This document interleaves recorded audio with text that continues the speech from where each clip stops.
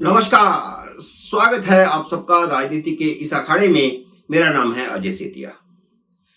मित्रों, मैं लगातार कई दिनों से कह रहा था कि पहले के कविता की जमानत होगी, फिर केजरीवाल की जमानत होगी। सुप्रीम कोर्ट को केजरीवाल को जमानत देनी ही है, इसलिए पहले सिसोदिया को जमानत पर छोड़ा गया, अब के कविता को छोड़ दिया गया है, ताकि लोगों को लगे कि जब उन दोनों को छोड़ दिया तो केजरीवाल अंदर क्यों है।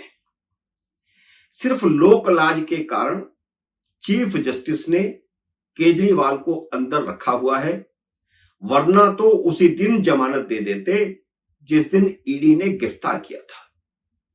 सिसोदिया को जमानत देकर सबका रास्ता साफ कर दिया गया है।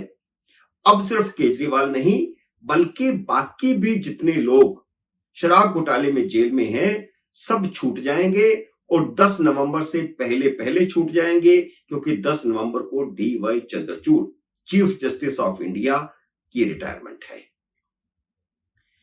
कविता की जमानत का आधार यह है, जो जजों ने बताया, कि जब सिसोदिया को जमानत दे दी तो कविता को क्यों नहीं। यही आधार सिंघवी ने केजरीवाल के लिए दिया हुआ है। कविता की जमानत क्योंकि पहले करनी थी, इसलिए केजरीवाल के लिए 5 सितंबर की तारीख रखी गई। और आप मेरा पिछला वीडियो देखिए, मैंने उसमें कहा था कि इसी महीने की आखिर में के कविता की जमानत होगी और अगले महीने केजरीवाल की जमानत होगी, और हूबहू वही हो रहा है। केजरीवाल की जमानत 5 सितंबर को हो जाएगी, और वरना तो 23 अगस्त को ही केजरीवाल को जमानत मिल गई होती, क्योंकि पहले पक्का आधार बनाना था और के कविता को भी जमानत दे दी गई तो पक्का आधार बन गया। इसलिए इसे 5 सितंबर तक लटकाया गया।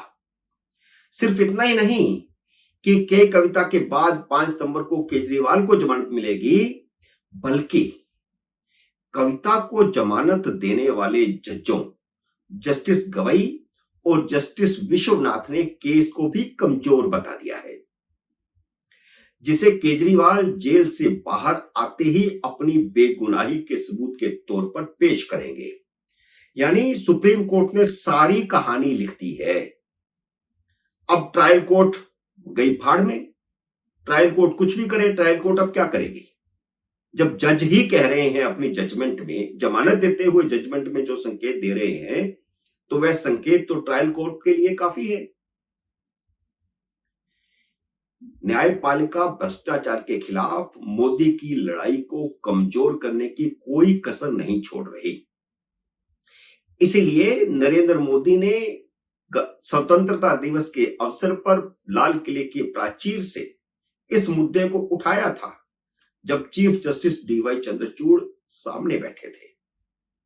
आमतौर पर लाल किले की प्राचीर से जो सालाना भाषण होता है, उसमें प्रधानमंत्री इस तरह की बातें नहीं करते, लेकिन इस बार प्रधानमंत्री ने बहुत सारी बातें जुडिशरी को सुना सुना करके कही। फोन की फॉर्मेटिंग को जज ने हवा में उड़ा दिया।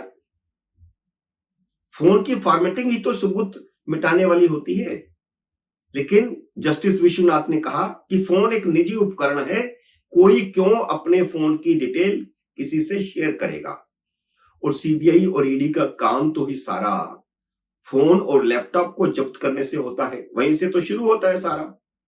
और जज महोदय कह रहे हैं कि कोई अपना निजी जो फोन है उसको क्यों शेयर करेगा, और फिर कहते हैं कि लोग तो मैसेज डिलीट कर ही देते हैं, और फिर कहते हैं मेरी भी यही आदत है, मैं भी ग्रुप मैसेज डिलीट कर देता हूं क्योंकि बहुत सारे आते हैं। मैंने कहा कि इस पूरे जो सबूत है उसको उन्होंने हवा में उड़ा दिया। एसजी ने उन्हें बताया भी कि यह नॉर्मल डिलीट नहीं है, डिलीट करना अलग बात है, फॉर्मेटिंग करना अलग बात है। फॉर्मेटिंग का मतलब है कि पूरा डाटा हमेशा के लिए खत्म, और यह सबूत मिटाने की श्रेणी में आता है।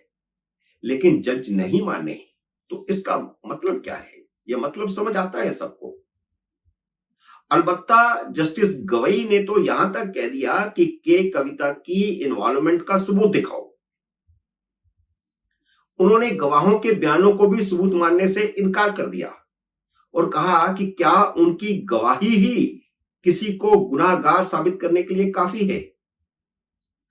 एक तरह से जजों ने सरकारी गवाह बने आरोपियों की गवाही मानने से इनकार कर दिया है। यही बात अरविंद केजरीवाल और उनकी पार्टी अपने पक्ष में हमेशा से कहती रही है। पार्टी के सारे नेता भी यही बात कहते रहे हैं कि ये सारी सरकारी गवाह जो हैं ये बिल्कुल झूठे हैं। ये गवाह जो है सबूत अपने आप में नहीं है। सबूत कहां है? यही बात जज ने कह दी कोर्ट में कि सबूत कहां है, और सबूत जो है फॉर्मेटिंग में था जिसे जज हवा में उड़ा रहे हैं। क्या ट्रायल से पहले जमानत की सुनवाई के दौरान सुप्रीम कोर्ट के जजों को इस तरह की टिप्पणियां भ्रष्टाचार के खिलाफ लड़ाई को कमजोर नहीं करती? एक तरफ तो जज कहते हैं कि जमानत केस के मेरिट पर नहीं दी जा रही है, केस की मेरिट तो बाद में तय होगी, बल्कि इसलिए दी जा रही है जमानत क्योंकि चार्जशीट दाखिल की जा चुकी है और अब हिरासत की जरूरत नहीं है। पासपोर्ट जमा करवाने की शर्त भी रखते हैं और दूसरी तरफ ट्रायल से पहले इस तरह की टिप्पणियां भी करते हैं। क्या मतलब निकल रहा है इन सब का? यह ट्रायल कोर्ट को इशारा नहीं तो और क्या है?